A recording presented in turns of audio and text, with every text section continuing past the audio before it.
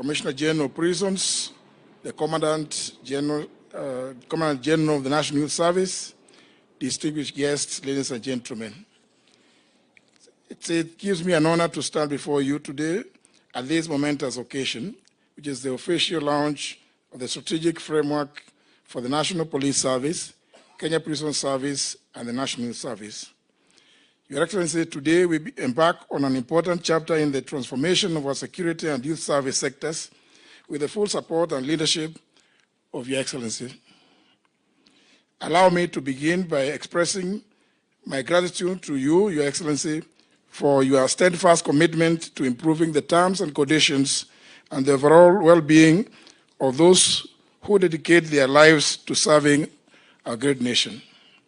Your Excellency, your visionary leadership has been instrumental in the formation of the National Task Force on the improvement of the terms and conditions of service for the National Police Service, Kenya Prison Service, and the National Youth Service, which was appointed by yourself, Your Excellency, on the 21st of December 2022, barely 3 months into office. The task force has brought about crucial reforms that will not only improve the lives of our service personnel, but also strengthen the institutions that uphold the safety, security, and the development of our nation. Your Excellency, one of the most profound aspects of this task force was your decision to include the National Youth Service as part of the reform process. And Your Excellency, I may mention it here that I do know for a fact you are extremely passionate about the functions undertaken by the National Youth Service. That decision underscored your unwavering commitment to empowering the youth of Kenya and recognizing their central role in the country's future. The National Youth Service plays a pivotal role in national development, instilling a sense of patriotism, discipline, and service in our youth. Through this task force, Your Excellency, we've set the stage to not only improve the working conditions of the NYS officers, but also ensure that the service continues to thrive as a training ground for the future leaders of this nation.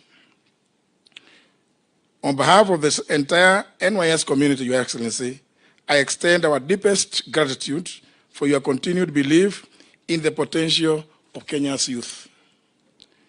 The National Task Force embarked on a thorough review of the existing challenges within the National Police Service, Kenya Prison Service, and the National Youth Service.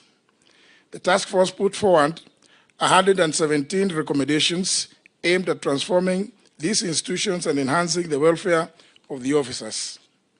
The recommendations were categorized into 3 key areas, being 65 recommendations for immediate or administrative action, 25 recommendations that require changes in law or policy to facilitate their implementation, and 27 recommendations that require funding for their successful execution. I'm pleased to report that tremendous progress has been made in the implementation of these recommendations. That 4 policies have been developed that will guide the reform process, addressing various aspects such as training, welfare, working conditions, and operational effectiveness. These policies include a solid foundation for the continued transformation of the National Youth Service. Your Excellency, I am proud to announce that 95% of the implementation process is already underway, which is a significant achievement within the short period since the report was released. Among the most notable achievements is the implementation of Phase 1 of salary improvements for the National Service officers and all the others. This phase has brought immediate relief and improvements in the livelihoods of the National Service personnel, reflecting our commitment to recognizing their invaluable contribution to the nation. However, there remain 3 critical allowances, which I am informed, Your Excellency, include the service allowance, instructors' allowances, high-risk allowance for officers stationed in high-risk areas such as Garissa, Balambala, Witu, and Hindi Field Unit, which borders the Boni Forest. These officers operate in highly challenging environments and it is only fair that their risks and dedication are appropriately compensated. We are optimistic that the necessary budgetary allocations will be made to address these allowances, ensuring that these officers are rewarded for their service in protecting the nation's most vulnerable regions. With these reforms in place, Your Excellency, we will witness an even greater impact from the National Service in areas such as public works, environmental conservation, and the national security support. As we move forward, Your Excellency, the Ministry of Public Service and Human Capital Development remains fully committed to ensuring the successful implementation of the task force's recommendations. We will continue to collaborate with all stakeholders involved, working tirelessly to secure the necessary funding, legislative adjustments, and policy support required to complete the transformation of these critical institutions. In conclusion, Your Excellency, I wish to thank you for presiding over this important occasion and for your ongoing leadership in shaping the future of our security and youth service sectors. The task force's recommendations, combined with the policies already in place, will drive continued improvements across the National Police Service, Kenya Prison Service, and the National Youth Service, ensuring that our officers and youth are well prepared and well supported in their duties. I thank you, Excellency, and at this moment, Your Excellency, allow me to invite my brother and my colleague, the Cabinet Secretary for Interior and National Coordination of National Administration, the Honorable Professor Kithure Kindiki. Thank you.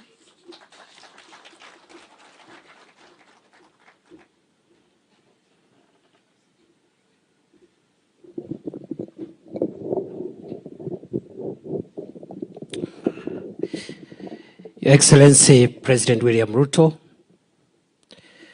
all the other colleagues from government, officers uniformed and not uniformed, development partners, and Your Excellency, we even have civil society representatives here. And other than the National Police Service Commission, we also have two other independent commissions represented here. That is the SRC, Salaries and Remuneration Commission, and the Public Service Commission. All protocols observed.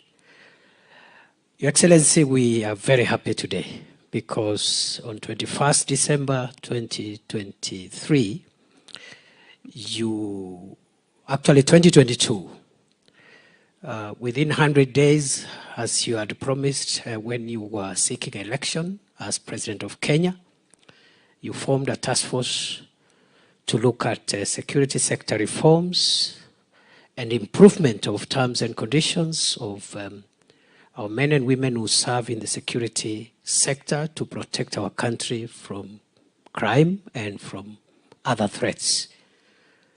And Your Excellency, you did that, and the task force, which was headed by retired Chief Justice David Baraga, took a bit of time because we wanted them to do a thorough job. The terms of reference were extensive, quite expansive. And November last year, 2023, they presented their report to you. Subsequently, you directed us to immediately start the implementation of that process. And Your Excellency, we are happy to report that so far we've covered some ground because some of the recommendations are administrative and do not require even financial or other things. And therefore, your support today by gracing this occasion to formally now launch the implementation strategic program is very crucial to us, and we are very excited that you got time to come and speak to us.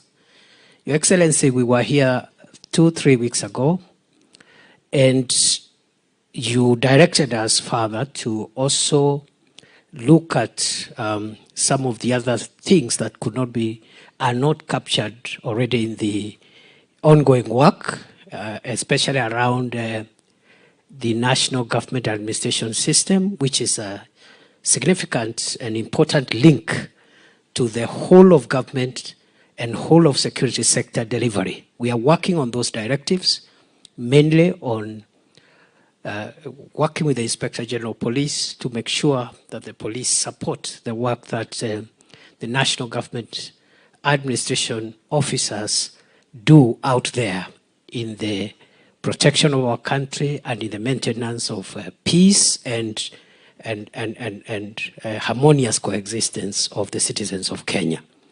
We are already underway with that directive, and we'll be producing, we'll be briefing you. You also directed us, Your Excellency, to also include reform issues on GAO, to also modernize their training, their orientation, so that they can align with the entire framework of a modern, more efficient, and output, or a system that can help this country take the people to the next level. Your Excellency, I want to say two things before I invite you.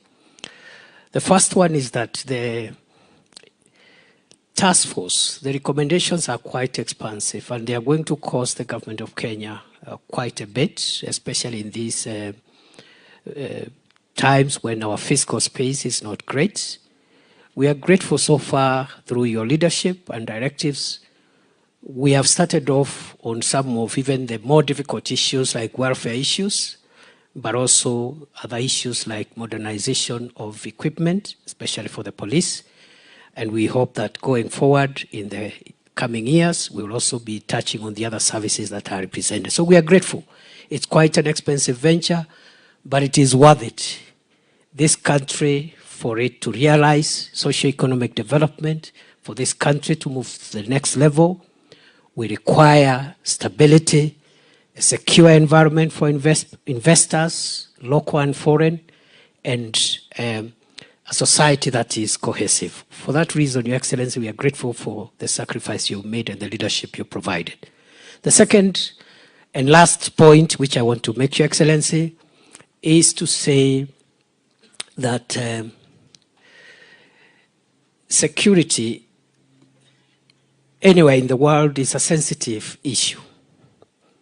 It's not an easy matter to be able to put together all the competing issues and interests of the country and maintain security. And therefore, this whole of government coordinated approach is the solution and the pathway that will help us realize and balance all the competing interests that we need to balance to ensure that the reforms that we implement are reforms that are people-centered, anchored on our constitution, and they are reforms that reflect the national interest in its collectivity.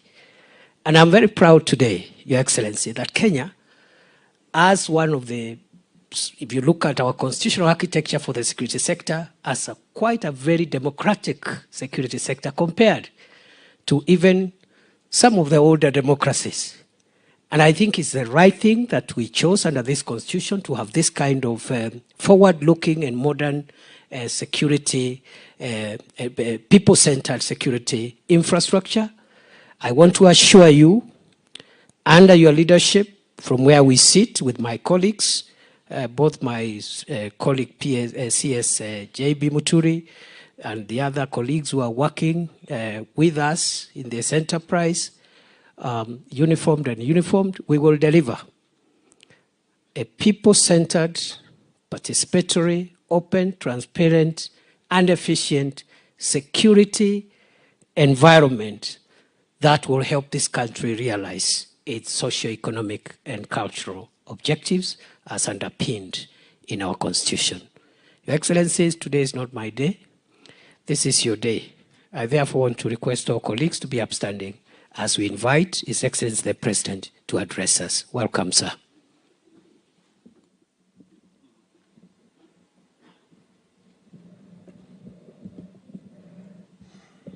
Thank you very much. Please, let's take our seats.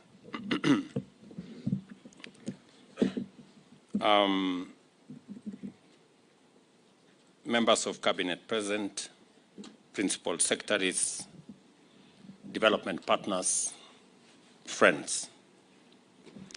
It is with immense privilege to be with you at this meeting whose outcome will open the door to many positive changes for the good of present and future generations. The sector represented here is not only essential for national security, but it is also fundamental to the rule of law and public order, and therefore a pillar of our constitutionalism and a foundation of our democracy and prosperity. I therefore address you as a critical turning point in our nation's journey as we take the transformative step of reshaping our National Police Service, National Prison Service, and National Youth Service into bastions of integrity and efficiency that Kenyans want, have struggled for, and deserve. When I talk about transformation, I do not merely refer to major improvements, but a rebirth, which will necessitate a fundamental redefinition of how our security services operate and interact with the communities they have sworn to protect and to serve. In keeping with our undertaking under the bottom-up economic transformation agenda, we embarked on this path in December 2022 by commissioning the National Task Force on Improvement of Terms and Conditions of Service for members of the National Police Service, the Kenya Prisons Service, and the National Youth Service, commonly known as the Maraga Task Force. It was mandated to investigate the systemic institutional challenges hampering our security services and chart a new strategic pathway that promotes integrity, dignity, and respect, and improves the terms and conditions of service for our officers. This was done in the belief that it is, and it would, complement other efforts to develop our security system into an efficient service guided by the ethos of citizen service and respect for the rule of law.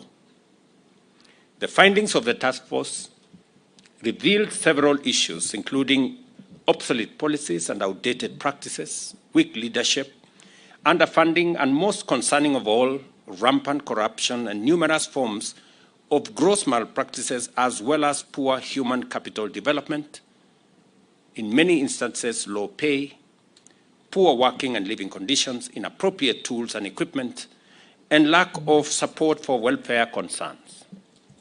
As a result, trust between the public and the security services, which is indispensable for national security and the rule of law, had been severely eroded. Guided by the task force recommendations, the government of Kenya has initiated a series of reforms, beginning with a 40% salary increase for the lowest ranks of services, aimed at achieving significant qualitative transformation of our nation's security services. We appreciate the considerable financial implication of the full implementation of the changes prescribed by the Maraga Task Force. It is estimated that it will cost Kenya shillings 106 billion to fully actualize these recommendations. Of this, 22 billion will finance improvement in compensation package for officers, while 37 billion will go to the upgrading of hardware as well as welfare reforms, and 45 billion is required to implement modernization of the services. To ensure that our commitment to overhaul these crucial institutions is accompanied with the necessary resources, the required funds will largely be provided for from the Exchequer and from various other partners whom we will engage. Without doubt, the recommended reforms will also require comprehensive institutional changes, beginning with legislation and, in many instances, some policy changes. Consequently, we are undertaking sweeping reforms of existing laws and introducing new ones that will form the backbone of a revamped national security framework. The National Police Service Act, the National Police Service Commission Act, and several other foundational laws will be revised to align with contemporary needs and standards. And so will the legislation that will include the Kenya Correctional Services Bill and the National Forensic Science Laboratory Services Bill, which will also provide the necessary legal structures to support the changes that have been proposed. And we will be implementing this to modernize the security services and propel them to the highest standards of policing and best practice. To provide for seamless, expeditious, and effective progress in the task at hand, I make the following directives. First, the institutional arrangements necessary for the implementation of reforms shall be facilitated by respective ministries, departments, and agencies. Any changes and any challenges encountered during the implementation phase shall be addressed and resolved without delay through the established mechanism, and the gazettement of this particular implementation committee will provide the necessary nexus between all the agencies to make sure that issues that stand out are resolved. Any challenges encountered in any manner shall be forwarded to this committee. Further, I direct that development of policies and legislative reforms must be inclusive and must be participatory. The provision for public participation in our Constitution is no longer a sterile provision. It is a live provision that demands that the public be involved in how they want to see the services, whether it's police service or the national service or the correctional service in the next form. I am also very happy that we now have a public participation bill in the House that will create the requisite standards for public participation to be undertaken on all policy and legislation that will be undertaken by our Parliament. It is also essential that the National Police Service, Kenya Prison Service, and National Youth Service complete the development of their respective modernization strategies and plans within the next 3 months. I know there was a suggestion that this be undertaken over the next 6 months. I think 3 months is sufficient so that we can begin to figure out how what was recommended by the Maraga Task Force can be brought into being. Accordingly, the National Treasury will make adequate provision for funding to implement these interventions. Beyond legislation, we are also drafting new policies and revising old ones in order to redefine our national security landscape and chart a path to the future that is fully aligned with our constitutional framework as well as aspirations as a nation. The public order management policy, community policing policy, and the National Correctional Service policy will not merely be the guide for our officers, but will be the strategies aimed at ushering in a new era of community engagement and community cooperation. These policies are designed to forge a strong partnership between our security services and the community by building trust and enhancing cooperation between the public and law enforcement officers and agencies. As we move forward with these reforms, I urge each one of you to fully come on board and join in mobilizing the people of Kenya to take part in this transformative journey. And in my opinion, already we have undertaken some of the recommendations that were made by the Maraga Task Force, and they will largely be in 3 different categories, as the committee undertakes this implementation responsibility. Institutional reform. We are looking at a police service, a national youth service, a prison service that is fit for purpose to deal with the challenges and to live up to the expectations of the people of Kenya in the 21st century. And therefore, the institutional reforms that have been recommended by the Maraga Task Force are a major cornerstone and pillar of the future of the three services and how the security service architecture will be built, focusing into a much more people-centered security service that is in line with our expectations and the constitutional parameters of respecting human rights and making sure that we safeguard the rule of law as a mechanism of underwriting our democracy and constitutionalism. So institutional reform is going to be a very big portion, and recommendations on policy, recommendations on legislation that needs to be amended is critical to the delivery of this recommendation of the Maraga Task Force. The other focus must be on the human capital development and responding to the needs, the requirements, the capabilities, and the general terms of service of the men and women who are charged with this sector.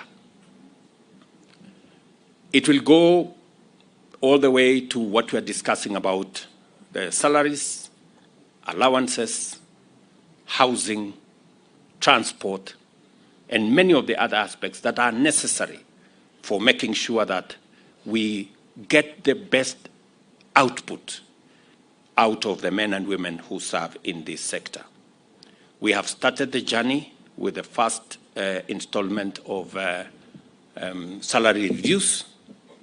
We will be looking at the other allowances that come with it. And we will also be looking at career progression so that there is a career progression pathway that has always been a challenge. You know, an officer, we were given the example of an officer that is hired, and for 20 years, they are stuck in the same job group. That going forward is not going to be the case. There must be a clear career pathway so that everybody who joins the service has clarity on where they want to go, and they can work hard towards it to make sure that that career progression, continuous training is part of the available pathways for the people joining either the prison service or the National Youth Service or our police service. And the third aspect is going to be the space around equipment, around making sure that we have the requisite tools for the delivery of the job and the mandate for which the services have been assigned. And this will include capabilities around transportation, capabilities around communication, capabilities that will speak to digitization of the services that we are engaged in. And my very clear instructions is, as we digitize government services, we must onboard the digitization of police services, National Youth Service, and also our prison service. The legendary OB must be in digital form, so that it is known if a Kenyan has been booked for whatever reason, it must be documented in a manner that cannot be tampered with. And I know there has been a process of digitizing our OB and the whole front, the citizen-facing front of our National Police Service. That is an exercise that I would want to see completed in the shortest time possible, so that we can have much more predictability. I would also want to see the payment of fines digitized, instant fines, and all the other things that occur around payments. We must stop the culture of dealing in cash. We've moved away, and shortly we will have a cashless government that does not engage in the business of cash. I know there is a lot of resistance in some quarters, but we will make sure that this whole space we've leveraged on technology to make sure that we can drive the reform and efficiency in this sector to ensure that we have better outcomes in the management of our security. I'm very happy that we are already making progress in all the three fronts.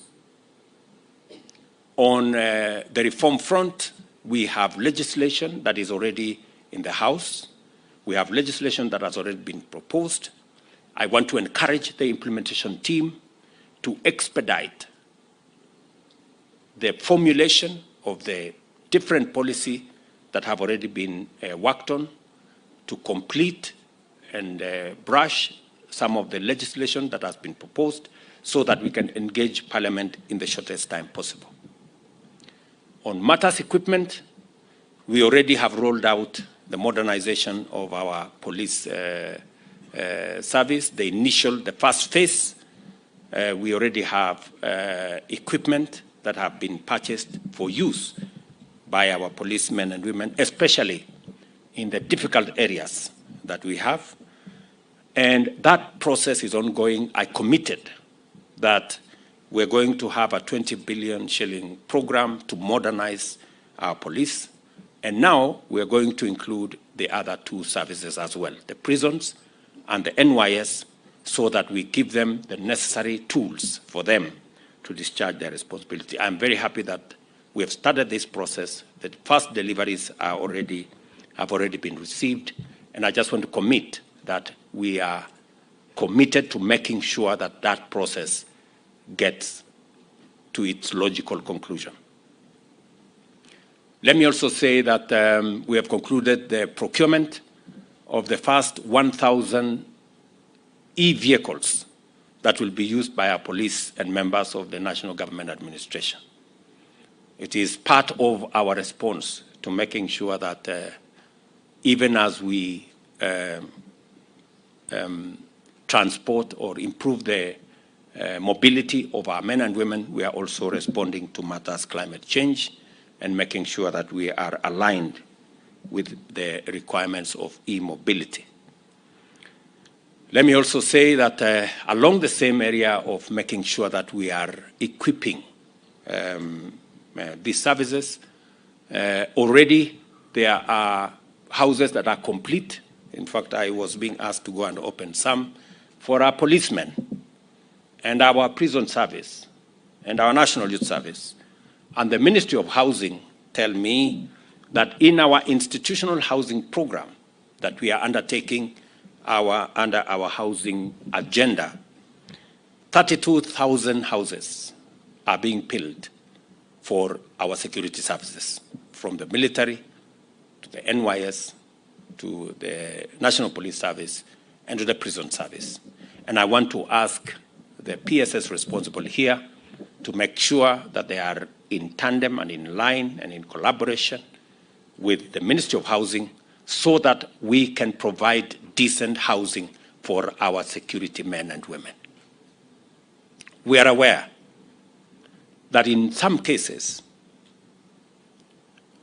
some of our prison officers live in houses that are not so different from the prison itself. Because if an officer is living in a mud house, you know, the difference between a mud house and a prison is very small. And that cannot be the case. And that is the reason why we extended our housing program to include institutional houses for our military, for our police, for our NYS, and for our prisons. And I want to ask the three services to provide the land, and we are going to work with you. Already, our focus is to build 32,000 units for our security sector. We know that that is not adequate, but it is the first step as we modernize our housing program for our security agencies. And therefore, we want to match our word with what we are doing so that this sector that provides and underwrites our collective security and stability as a nation is better resourced to be able to discharge their mandate. Let me also say that as we move forward with these reforms, I want to urge each one of you to be fully on board and to join in mobilizing the people of Kenya to take part in this transformative journey. The success of these initiatives does not just depend on the actions of the government, but also on active participation and strong support from every segment of our society, from policy and strategic leadership to local community leaders, and from our brave men and women in uniform to the citizens that they serve. Out of the realization that everyone has a role to play, we shall employ an all-of-society approach to the implementation of this strategic framework. Let us therefore work closely together and complement one another to create an environment where our police, prisons, and youth services are not only respected and trusted by the people, but also integral to the communities that they serve. This is how we shall build a future where these institutions symbolize integrity and justice. I take this opportunity to affirm my full commitment to oversee these reforms and ensure that they are implemented to achieve the transformation of our security services into models of public trust and efficiency. Together, we have an opportunity to collaborate and to make sure that these reforms go beyond mere changes in policy and deliver meaningful improvements that will endure and inspire generations that will come after us. And I want to respectfully ask all the other arms of government, our parliament, our judiciary, independent institutions, to support these policy changes that we are making to our security sector, because the security sector is the guarantor for our democracy and rule of law. It is not possible for us to enforce the rule of law and to guarantee our democracy if our security sector is not up to its responsibility and mandate. And therefore, a whole of government approach in reforming our security sector, making sure that the institutions in our security sector have the requisite institutional backbone and framework to support its modernization, and the requisite tools and capabilities to undertake this huge and sacrosanct responsibility, but also the men and women who serve serve under terms and conditions that inspire them to discharge their responsibility, it is our collective duty as a nation to support, because our democracy is dependent on respect for the rule of law. And the rule of law is guaranteed by making sure that we have men and women who make sure that each and every one of us keeps to the straight and narrow and respects the rule of law. A country without respect for the rule of law will not and cannot guarantee itself as a democracy. Democracy runs on the engine of the rule of law. And that is why it is necessary for us to collectively and as a society and all arms of government support the security sector in making sure that they have the requisite capabilities to be able to undertake the responsibilities that they have been assigned. If we do this together, present and future generations of Kenyans will experience, appreciate, and celebrate the fruits of your commitment to the institution of sound, effective, professional, and ethical national security institutions that will guarantee peace and security as the foundational enablers of Kenya's economic transformation. It is very clear to me that together we can achieve this. And I want to ask all of us to work together selflessly for the good of the nation. I am acutely aware that the National Police Service is an independent institution, and so is the judiciary. But ultimately, we have one master, the people of Kenya. And we must make sure that we work together towards serving not interests of individuals, but the collective interest of the people of Kenya. And therefore, I want to ask for more collaboration, more working together,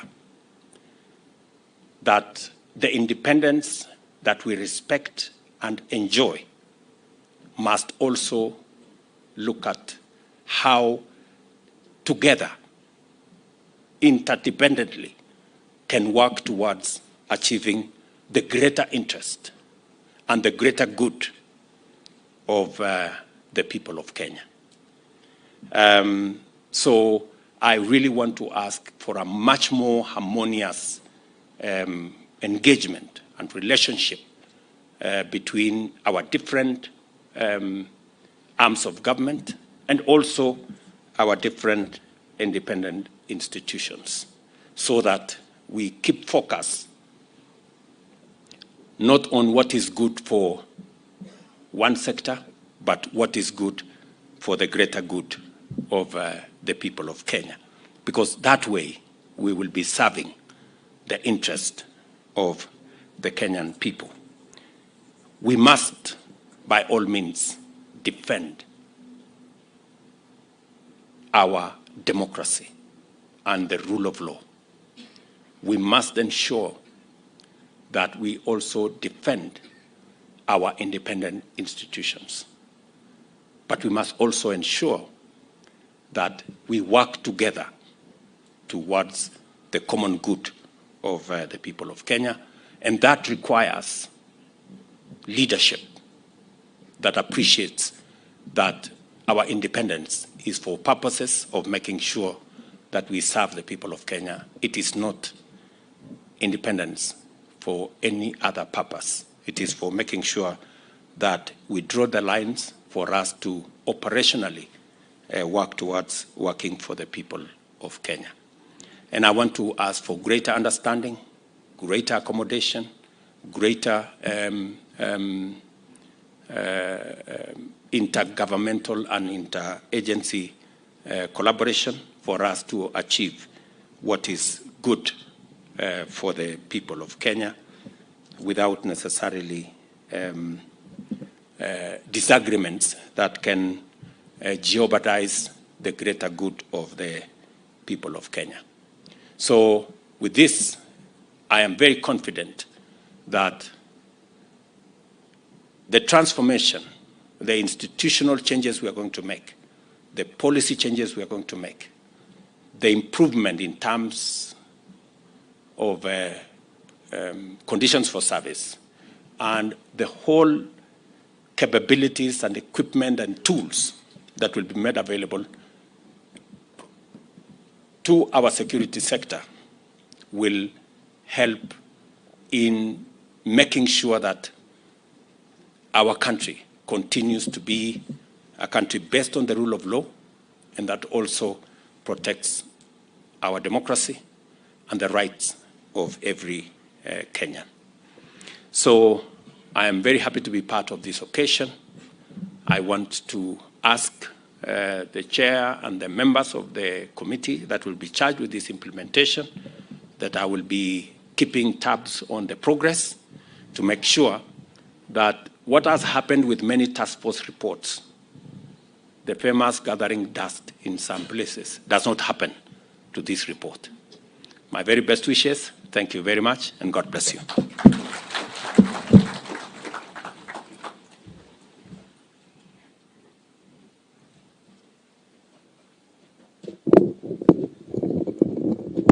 Thank you, Your Excellency.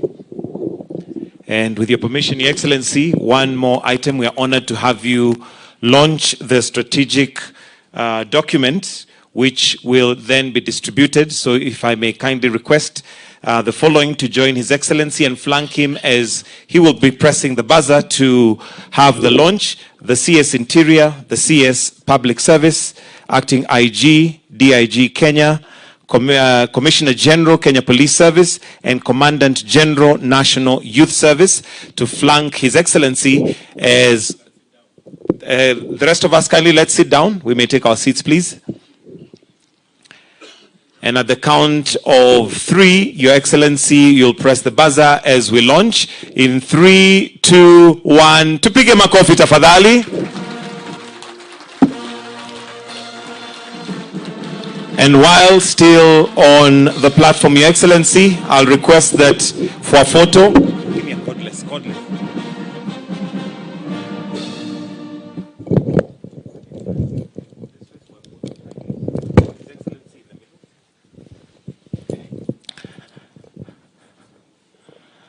Then we'll hand over the documents. We'll have His Excellency hand over documents to the various stakeholders.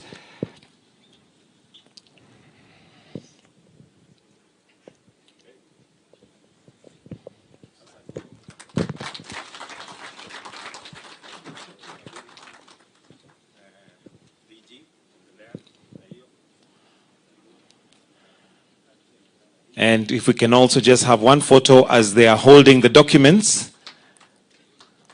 His Excellency will hold the green one. Okay.